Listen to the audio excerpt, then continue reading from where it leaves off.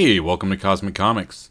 Marvel 2-in-1 issue 54 picks up right where we left off in the previous issue. Ben Grimm is wandering the halls of Project Pegasus looking for a good poker game while being stalked by Deathlok.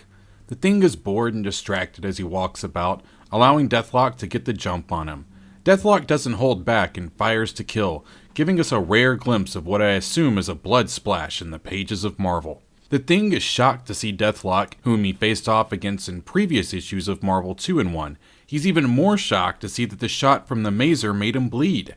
I haven't read every appearance of the Thing, but to my knowledge, this is the only time anything makes him bleed. If you know of another example, please let me know in the comments section below. The Thing reaches up with his hurt arm and crushes Deathlok's arm and mazer gun.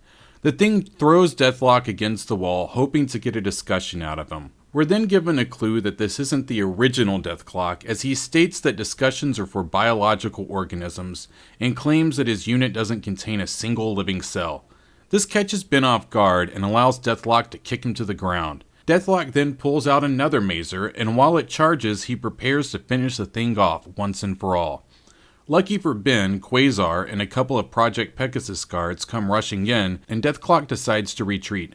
Ben tries to tell Quasar about the cyborg Deathlok, but Quasar is already familiar with his file and mentions that he disappeared from a shield depot less than a month ago.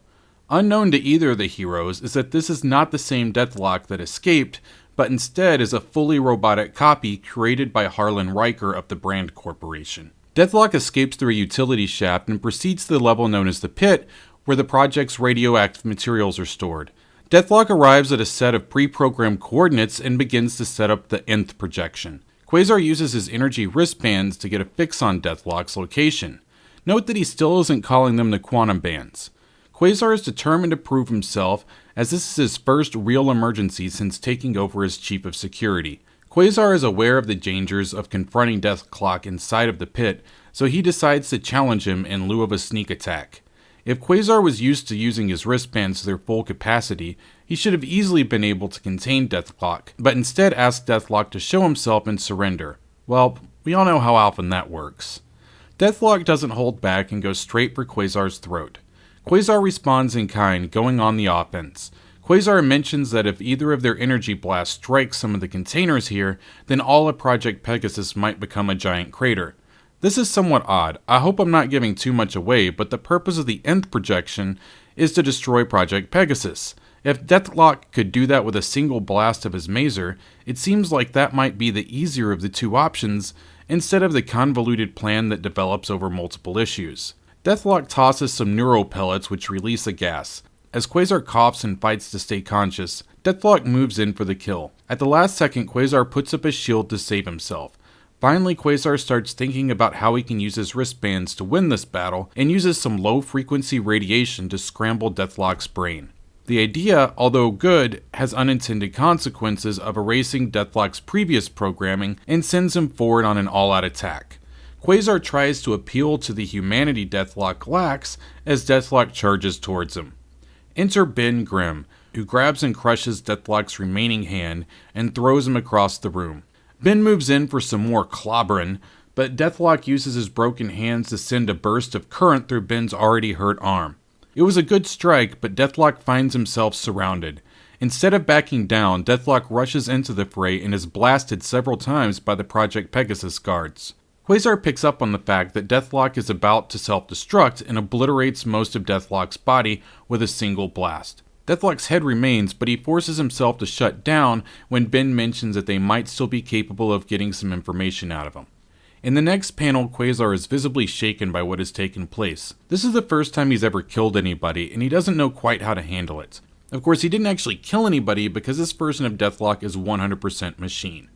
The story switches over to Thundra, who is having a hard time understanding the concept of choreographed wrestling as she practices against pound cakes. Within moments of facing off in the ring, Thundra has taken things too far and begins crushing pound cake's ribs. This leads to the wrestling trainer to send the rest of his girls in after her. Thundra makes short work of the other ladies as she tosses them around the room. We won't find out until later in the series that this match must have been staged, as each of the other wrestlers has a superpower that they don't use during the fight. Thundra jumps out of the ring, happily oblivious to the inappropriateness of her actions. While this is going on, Dr. Lightner is down in the pit checking to see if Deathlok completed his mission. He finds that the Nth projector has not been completely set up and contacts Nth Command to find out how they want him to proceed. He's told to move forward with Operation Expurgate, which leaves him flustered about the risk involved, but the Nth Command has already made up their mind. We switch back to Project Pegasus personnel transporting the dead body of the villain Atom Smasher, who fought against the Black-Goliath and was killed by Warhawk in the Black-Goliath comic book issues 1 through 3. Black-Goliath is the alter ego of William Foster, the gentleman walking between the Thing and Quasar. Dr. Foster seems very passionate about his work, but the Thing complains to himself about having to listen to another egghead. Hours later, we catch up with Dr. Lightner. Once again, he is traversing the halls late at night, causing trouble. He sneaks into Nucleo's room while thinking about how to cause the most chaos in order to mask the threat of the Nth Command. Much like Wondar, Nuclear is another childlike being made of energy. On the final page of this chapter, Dr. Lightner gets a little overdramatic about the risk Nucleo poses to him. The final panel shows Nucleo, a being that took most of the Avengers to stop, being released from his cage. The story continues in the next issue and the next episode. Thanks for watching. Feel free to hit any of the buttons below. I'm out.